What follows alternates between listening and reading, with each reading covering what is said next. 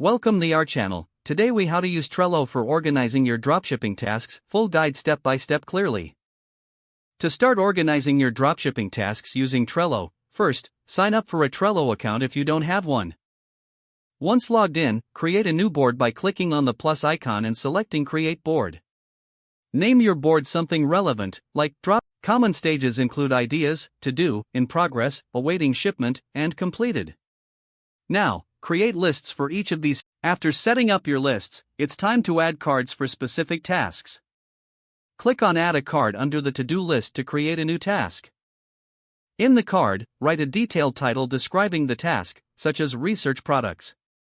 Click on the card to open it and add further detail. Consider using Trello's labels to categorize tasks, like marketing, suppliers, or customer service.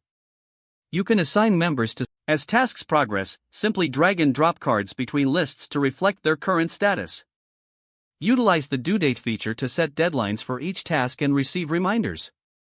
Regularly review your board, updating tasks and making adjustments as needed.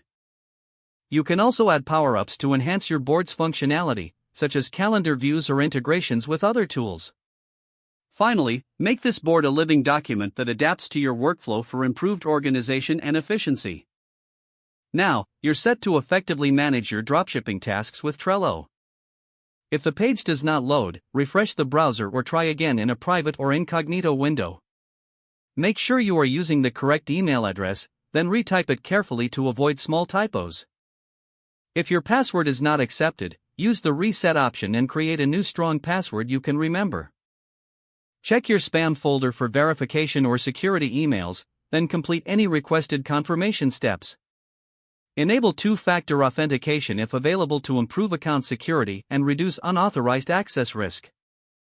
After signing in, review your profile details so your contact information and settings are accurate and current. If you see an error message, note it down and try again after restarting your device and internet connection.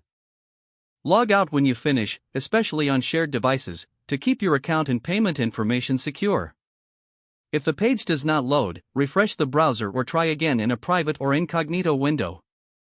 Make sure you are using the correct email address, then retype it carefully to avoid small typos. If your password is not accepted, use the reset option and create a new strong password you can remember. Check your spam folder for verification or security emails, then complete any requested confirmation steps. Enable two-factor authentication if available to improve account security and reduce unauthorized access risk. After signing in, review your profile details so your contact information and settings are accurate and current. If you see an error message, note it down and try again after restarting your device and internet connection. Don't forget to like this video and subscribe to our channel for more step-by-step tech guides.